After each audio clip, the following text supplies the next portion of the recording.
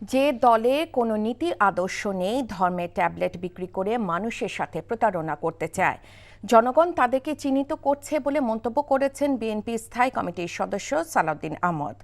ধর্মের নামে ব্যবসা নয়, বরং ক্ষমতায় গেলে দেশের মানুষের আর্থসামাজিক উন্নয়নে কাজ করার কথা জানিয়েছেন তিনি। নাজিবুর রহমানের রিপোর্ট। বিএনপির দেশ গড়ার পরিকল্পনা শীর্ষক কর্মসূচির দ্বিতীয় দিনে বিএনপির স্থায়ী কমিটির সদস্য সালাউদ্দিন আহমেদ অভিযোগ করেন, ভোট চাওয়ার নামে একটি দল জান্নাতের টিকিট বিক্রি করছে। বলেন, ধর্মের ট্যাবলেট নয়, মানুষের আর্থসামাজিক উন্নয়নে কাজ করতে চায় বিএনপি।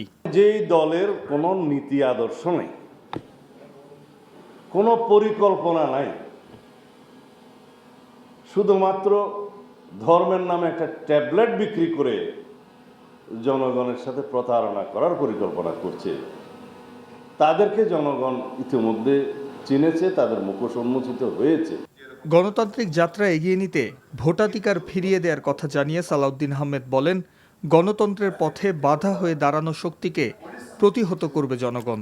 যে ভোটাধিকার আদায়ের জন্য দীর্ঘ 16-17 বছর রক্তাক্ত সংগ্রাম করেছি আমরা, বহু রক্তের সোপান মাড়িয়ে আজকে আমরা এই জায়গায় এসেছি, সেই গণতান্ত্রিক সংগ্রামের সফলতা নির্ভর করবে আমরা কিভাবে ভোটাধিকারটা প্রয়োগ করছি সেখানে। এই রাস্তায় এই গণতান্ত্রিক উত্তরণে যারাই বাধার সৃষ্টি করবে বিভিন্নভাবে আইনিয়ে বিনিয়ে, তাদেরকে জনগণ প্রত্যাখ্যান করবে বলে আশা করি। একই অনুষ্ঠানে বিএনপির সিনিয়র যুগ্ম মহাসচিব রুহুল কবির রিজভী আহমেদ অভিযোগ করেন, ধর্মের নামে ব্যবসা করছে জামায়াতে ইসলামী।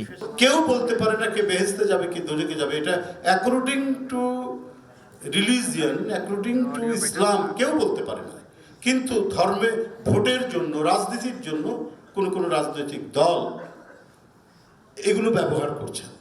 জ্ঞান ও প্রযুক্তি ভিত্তিক দেশ গড়ার প্রতিশ্রুতি দিলেও বাস্তবে তা চর্চা করছে না জামায়াত বলে অভিযোগও করেন বিএনপি নেতারা। Najibur Rahman, NTV news, Dhaka.